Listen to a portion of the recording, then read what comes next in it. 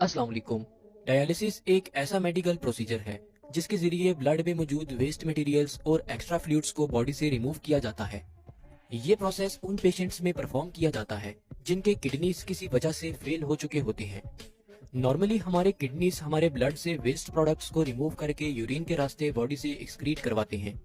मगर जब हमारे किडनीज किसी इन्फेक्शन या किसी और वजह से नकारा हो जाएं, तो हमारी बॉडी में वेस्ट मटेरियल्स इकट्ठा होना शुरू हो जाते हैं, जो कि अगर बॉडी से बाहर ना निकाले जाएं, तो डेथ का बाहिस बन सकते हैं। इसलिए इस सिचुएशन से बचने के लिए डायलिसिस का प्रोसेस परफॉर्म किया जाता है। वैसे तो किडनी फेलियर के पेशेंट्स के लिए बेहतरीन ट्रीटमेंट किडनी ट्रांसप्लांट है, मगर क्योंकि किडनी ट्रांसप्लांट के लिए प्रॉपर डोनर का मिलना बहुत मुश्किल होता है और डोनर के वेट में काफी अरसा लग जाता है, इसलिए पेशेंट्स को डायलिसिस का प्रोसेस रिकमेंड किया जाता है। डायलिसिस की दो टाइप्स हैं। Number 1 haemodialysis, number 2 peritoneal dialysis. Haemodialysis haemodialysis dialysis की बहुत कॉमन टाइप है, जिसमें एक मशीन के जरिए, जिसे डायलाइजर कहा जाता है, ब्लड को बॉडी से बाहर फिल्टर करके दोबारा बॉडी में इंटर किया जाता है। हीमोडायलिसिस के लिए सबसे पहले पेशेंट के बाजू में वेन और आर्टरी को एक सर्जिकल प्रोसीजर के बाद आपस में जोड़ दिया जाता है। जिस एरिया में आर्टरी और वेन को आपस में मिलाया जाता है उसे फिस्चुला कहा जाता है।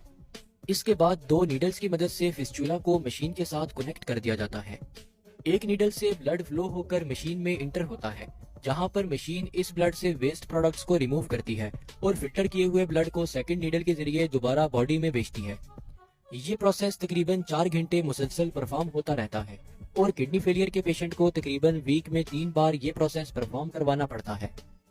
पेरिटोनियल डायलिसिस पेरिटोनियल डायलिसिस में पेशेंट के एब्डोमेन में मौजूद पेरिटोनियम कैविटी में ब्लड को फिल्टर करके वेस्ट प्रोडक्ट्स को रिमूव किया जाता है।